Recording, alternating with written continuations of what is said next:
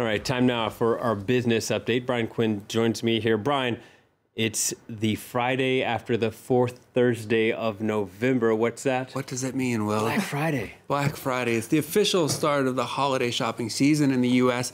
It's become yet another of America's consumerist cultural exports. You can see Black Friday specials advertised everywhere here in Europe and the UK as well. As shoppers hit the stores and online sites to score deals, some consumer advocates are warning that the bargains may not be as great as they seem. Solange Moujan reports. Waiting out in the freezing cold for the doors to open and the sales to start. Black Friday began early at Macy's in New York City. It's my first time doing a Black Friday sale, so just trying to get the experience in that door. This is a custom, American custom. It's near to American dream, you know. Named for the day of the year where retailers hope to see their profits go from being in the red or below break-even point to being profitable or in the black. Black Friday sales in the holiday season can make up to 40% of a store's yearly profits. The Black Friday weekend can either make or break a retailer, and this is mainly because it marks the beginning of the holiday shopping season, which is the biggest quarter in terms of sales and earnings for a retailer.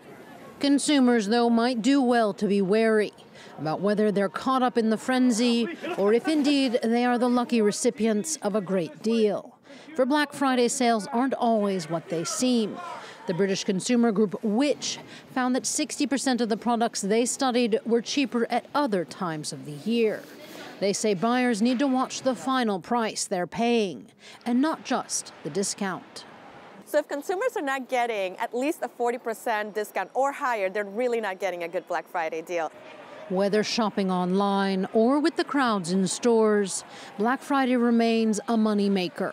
In the U.S., it is the start of what's expected to be a $1 trillion holiday season. And it's the last day of the trading week. How are markets looking?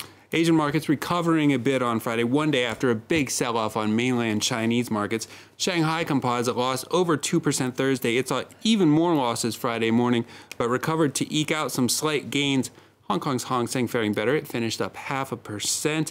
The Nikkei in Japan up around 0.1%. The Kospi in Seoul up around 0.3%. European investors keeping a cautious eye on political uncertainty in both Germany and Ireland. Some business survey data due out in Germany later in the morning. All major indexes opening just above flatline today on Friday. Well, let's take a look at some more of today's top business headlines.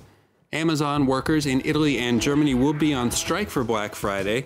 Union said more than 500 workers will strike at Amazon's Piacenza site in northern Italy following a failure to negotiate bonuses.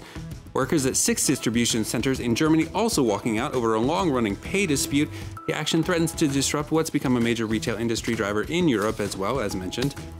Mitsubishi Materials says 3 of its divisions falsified product data. The industrial products were supplied to the aerospace, automotive, and electric power industries. The company opened an investigation after a scandal at Kobe Steel rocked Japan's industrial sector. Mitsubishi says no safety problems have been found, but quality control procedures will be strengthened to prevent a repeat. And Norway has abandoned its plans for a so-called Tesla tax. The current right-wing government had proposed a budget doing away with a major tax exemption for electric cars. They've reversed course following a compromise with center-right allies. Norway is a world leader in zero-emissions vehicles. It's targeting the end of internal combustion car sales as early as 2025. And finally, for business, speaking of electric vehicles, China has a new one, but it's no Tesla, is it? No Tesla indeed. China is the world's largest market for electric cars thanks to government policies and incentives, but its newest battery-powered transport is quite a bit larger. State-run paper The People's Daily reporting that the country has launched a 2,000-ton all-electric cargo ship. The 70-meter-long craft can go 80 kilometers on a 2-hour charge. It's equipped with a 2,400 kilowatt-hour battery capacity. That's equal to about 240 times the Tesla Model X SUV. The government boasts that the ship consumes no oil and produces no waste, which is nice, except as the U.S. website Quartz points out, the ship is actually going to be used to transport coal back and forth to a power plant. So you've kind of balances out, I guess, in the end. One step forward, 2 steps back. Yeah, exactly. Brian Quinn with a roundup of the business news.